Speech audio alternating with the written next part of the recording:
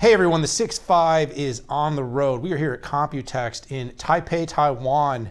A very exciting week ahead and a lot to cover here across the technology space. We've got data center, we've got PC, we've got economics, and we've got geopolitics. We're going to cover it all here because Computex is the show where technology happens and where we hear about the next great things. We're doing some exclusive coverage with Qualcomm, and we're very excited to get kicked off today. We've got Alex Katouzian. He's the Group General Manager for MCX, and I'm going to spell that out for you all. It's mobile, it's compute, it's XR, and frankly, this gentleman has a lot more. But Alex has been a regular here on the 6.5. We've enjoyed him many times before and excited to have him back. So without further ado, Alex Katouzian, welcome back to the 6.5. Good morning. Thanks for having me here. Yeah, it's great to have you. Thank you so much for joining. And wow, you look great for making this trek. You know, it's only like what, about 2-3 hours, 8 different times to get here? Yeah, it's, you know, we're used to it. We go wherever our customers are. It's important. So the big topic here this week, or one of the big topics, I guess, is AI PC everything. It's on the sign behind us. Yeah. I am curious, from like an architectural standpoint, how do you compare what we're doing on the AI PC with what has been happening in the smartphone world? Yeah, you know, the smartphones actually started having AI in them so many years ago. Just, it was in the background. People just didn't realize. Like, for example, when you take a shot on your camera on the phone, basically, if it's daylight, if it's low light, if it's more exposure than usual, everything gets adjusted by these AI algorithms. For example, the assistant you had on the phone was AI based. The malware detection on the phone is AI based. Even detecting false networks, AI based. So there's so many different AI based capabilities on the phone, translation and in text, and everything that you saw was running really on device. And we started actually putting AI capability in those phones from 2016. And then the PC started to catch up. And the user interface, now it's actually becoming different based on Copilot Plus PCs. And these PCs are really actually there to understand you versus you understanding them. And so they will start to help with all of your productivity and all the capabilities that you want this PC to run. You're basically talking to the PC or writing to the PC, and it starts doing a lot of things for you. And now all the AI capabilities, both on the smartphone and on the PC, are in the foreground. So like everyone's paying attention to it. And if it doesn't have AI, then what does it have? And it's actually a push to try to sell more devices because the functionality is so useful that people want that device more and more, that capability more and more. Yeah, we're definitely in a world where we're pushing for creating greater productivity for each individual, and at the same time we're trying to drive efficiency, which has brought a lot of interest in these new architectures. And you pointed out a couple of things, Alex, I think are worth mentioning. The first is that you said in so many words, AI is not new. And I know the last 18 months has sort of brought this AI into the conscious of everyone. By the way, we're still at pretty early days, even with ChatGPT. Even though we hear it's like everywhere, it's like 10% or something people have actually used it, but it's proliferating really, really quickly. And Qualcomm has done it for a long time. It's been doing AI in the devices in a number of ways, whether it's image sensing, which you mentioned, whether it's how, some of the apps like Uber knows where you might want to go and how it's able to talk across your different applications and use algorithms to do this. It's super interesting. But you said something about architecture. You said something about, basically building this architecture. It's really that we've entered an era where people want their mobile devices to feel more like to work like a PC, but they really, at the same time, they want their PCs and to have that efficiency of a mobile device. So you guys had some really interesting architectural hurdles to cross to get there. Talk a little bit about that and how you've gotten here with X Elite. So the expertise of Qualcomm is to have high performance at low power. And we try to fit super high performance capability in a very constrained environment like a smartphone. And every year we're increasing the capabilities of these devices.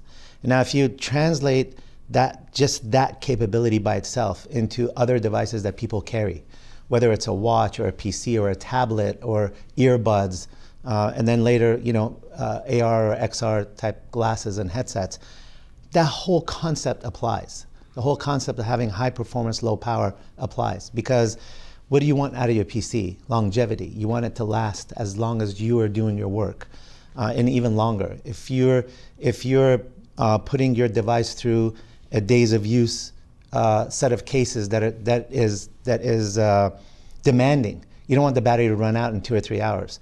You want it to last for a long time. And then you want the device to be light, and you want it to be portable, and you want it to have high performance capabilities. So we kind of applied that type of architecture of what we built in mobile first to all these adjacent markets that are actually mobile and are a complement to what you do on a daily basis and carry around your smartphone. Whether in your home, whether you're in your home or in your car or go to work, you carry 4 or 5 devices, and those 4 or 5 devices all have to have the same type of capability and architecture where you don't want the battery to run out, you want the performance to be high, you want your productivity to be high. And that's exactly what we applied to the X Elite and X Plus devices. One of the other kind of hallmarks of Qualcomm, though, in addition to low power, high performance, is this idea of connectivity, cameras, sensors. How do you pull that into a pretty diverse, complicated PC ecosystem and still kind of augment that experience? Sure. So you talked about architecture a little bit ago, and as you know, the whole architecture of our Snapdragon devices is heterogeneous. It means it has multiple cores in it, and multiple cores actually rely on each other to actually do the work for you. Sometimes a workload is better on a CPU, sometimes it's better on a GPU, sometimes it's better on a NPU, sometimes it's better on a DSP. And so all of it is applicable in the devices that we put out for solutions like smart devices that people carry. But if you look at the trends, what is the most amount of data that runs on the networks today? What is the most amount of data that runs on your devices today? It's actually video. Video is like a huge amount of uptake of data and the air interfaces. And so efficiency in these types of capabilities, whether it's a camera or video playback or audio, you're video conferencing every day. Since the pandemic, everybody went to video conference. It's like a norm now.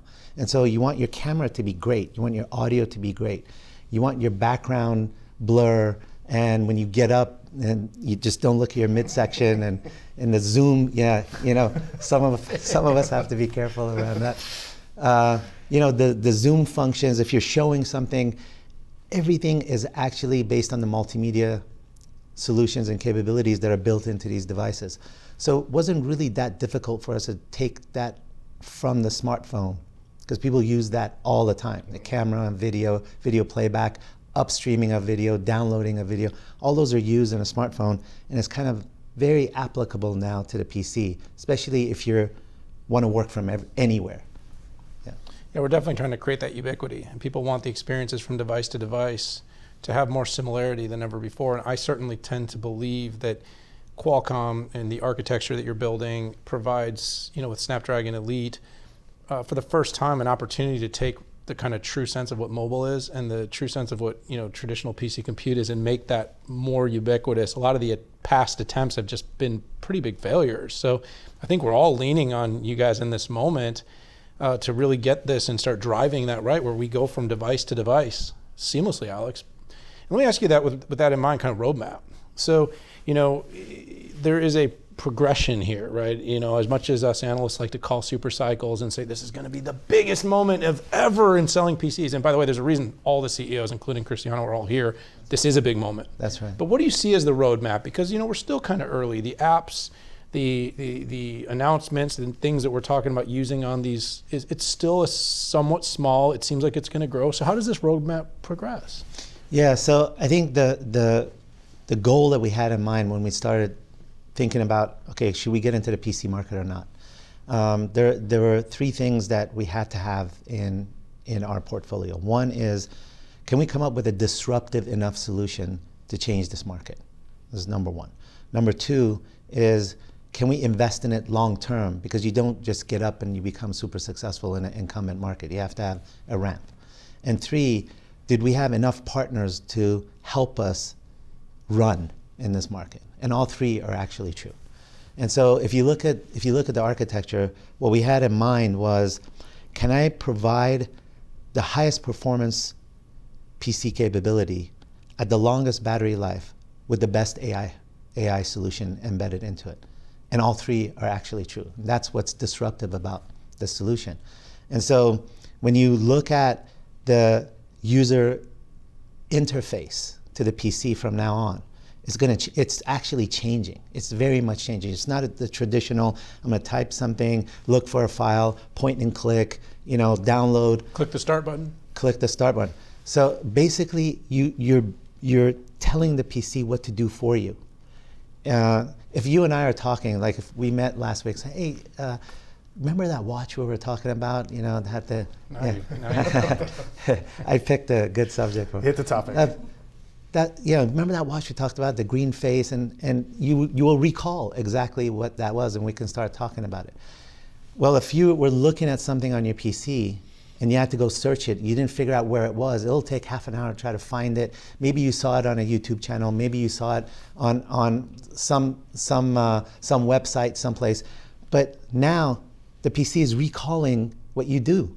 You just tell it, hey, you remember that thing I saw a week ago? It'll bring it up for you. Summarize my notes. Start a presentation. Start writing a paper for me based on these subjects. There's so much stuff that if I save a couple of hours a week, that's a massive user experience change. And so that's the disruption that we were going after, and our partner Microsoft actually is helping us run in this market. And we are here for the long term. So disruption, long-term investment, partners that help us run, all three were true. I don't think anybody will deny or doubt that the X Elite looks like it's a fantastic product. You guys had a great launch last month. It's going to go on sale this month. As we look through kind of that future, Qualcomm has talked about its kind of one technology roadmap and how it applies to multiple segments as you continue to drive into a compute company. Yes. Right? How do you think that looks in 2025, 2026 as more of these technologies merge? Yeah, that's a great question. So, like I said, everything started with mobile. And we developed the highest performing technologies across CPU, GPU, NPU, DSPs, multimedia, low power islands, the whole thing. Okay? And then we started saying, okay, are portions of these or all of these applicable to adjacent markets as we transition from a communications company to a computing company? And they were absolutely applicable. So if you look at auto, started off with mobile. XR started off with mobile. PC started off with mobile. IoT started off with mobile.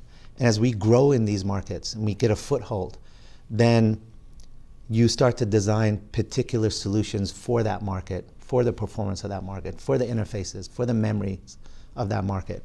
And that's exactly where we are in PC, in auto, in XR, and industrial IoT. So over time, we make it very particular for those markets, but we start with our one technology roadmap that we developed in mobile first. Yeah, and I think creating continuity from experience to experience. You've had such tremendous success. We've had Nakul to go on a number of times on the automotive side, and I mean, what a run to $45 billion in pipeline. But in those vehicles, there's a lot of infotainment, and when you're going from device to device to device, having that sort of consistency of experience is something that I think Qualcomm can really build a reputation and name around. We can. You said seamless before. We actually have the product called Seamless, and it's actually a low power Bluetooth interface between devices that makes device to device contextually aware. Right. So now if I am working, look at the everyday use cases. You have a phone, you probably have a Bluetooth headset. Some people have a watch. For sure, you either have a tablet or a PC. If these devices start to actually understand and work together, pass first-party apps or third-party apps between each other, or split compute, which is even more applicable.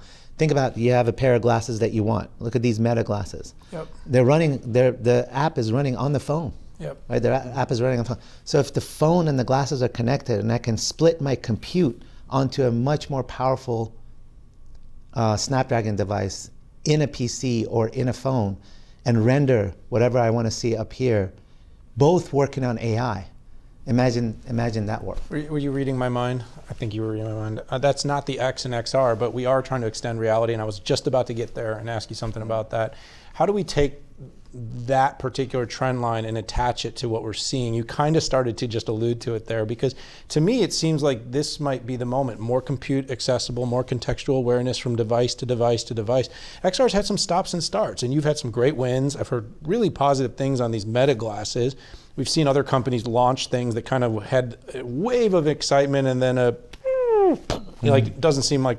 Can Qualcomm solve the mass adoption and interest in the extended reality? And does this PC trend align at all? Yeah, absolutely. I think both are connected, and I'll explain to you in a minute.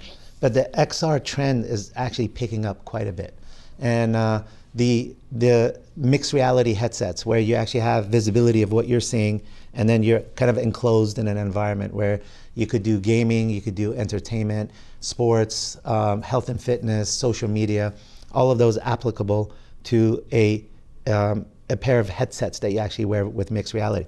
But then if I looked at how does it connect to a PC, okay? And now imagine the PC companies have a great channel into enterprises, in multiple different enterprises. Many people at enterprises are using 3D apps and 3D software, AutoCAD and the like, and others. If you look at what Microsoft just announced at Build, they announced what's called volumetric APIs. And what that means is a spatial computing API is now available to every ISV and every software vendor to allow their 3D software and creator software to run on MR devices. So the minute you put the glasses on and the service is there, you're in a virtual desktop. That desktop, you can launch a 3D application, 3D software, and whatever you're working on becomes a spatial object that now you can lift, open, call teams, share with other people. They have inputs into it. Think about how many people can do that at work. And that's headset related to PC. Now imagine a frontline worker. So someone's out in the field trying to fix something. Okay, they have a light, long battery lasting PC. Hopefully it's running on X Elite. Okay, and they're carrying that with them because they're out in the field. They can't plug in anywhere. Then they have to fix something. Then they put their AR glasses on, and all of a sudden, whatever they need to fix in a panel, all of the instructions show up next to them. They can call back to the office because they're connected to the PC. They can walk through what's wrong. They can fix everything without even having multiple people come out to look at it. And they can get that feed anytime they want. Right? And where is the split compute happening? Glass to PC. What about the AutoCAD application? Glass to PC, and you split. And so having that awareness of a device that can offload what you need is very unique, and we have that. And so it's all tied in, and I think now the actual use cases of people using them longer and longer during a week is on the rise. And you could see the popularity of these glasses through Meta, Google's coming up, all these things, all these companies, the big hyperscaler internet companies are after this. Why? Because the technology is so great and the use cases are so great. If you saw the Google I/O presentation, they showed a phone. They showed a demo with a phone that came up and said, "What am I looking at? What does this code look like? What is this code doing? What do I do to make this circuit more efficient?" It would answer their AI, their Gemini AI capabilities would show. They would respond immediately. But then she walked past a pair of glasses and went and did something else. And then she said, "Do you remember where my glasses were?" I said, "Yeah, right next to that red apple on the table." I don't know what the Apple thing was. But anyway, she went back, picked up the glasses, switched to that immediately from the phone to the glasses. Now the AI could see what she sees. Where am I located? What am I doing? What do you think about this? Can you give me an opinion? All those things were available to her immediately. And so you could see this transition of device to device. Now, over the next few months, that functionality is just not going to be cloud-based. It's going to be device and cloud-based in a hybrid situation, where the device actually has ability to compute and not go back to the cloud all the time. And if you can offload to the phone, even better. So we're hot after that with these glasses, and I think all the companies that we're working with are doing the same. Sounds like the connected, intelligent edge. That's right. Alex the Katouzian, Connected Computing Company. Group GM, Mobile Compute XR. Thank you so much for joining us here. Thank you. Anytime. It's a pleasure. And thank you everyone for tuning in to this edition of the 6.5 on the road. We're at Computex 2024 in Taipei, Taiwan. An exclusive series of conversations with Qualcomm. Hit that subscribe. Join us for all of the other episodes. We appreciate you being part of the community. But for now, for Ryan Shrout and myself, we got to say goodbye. See y'all soon.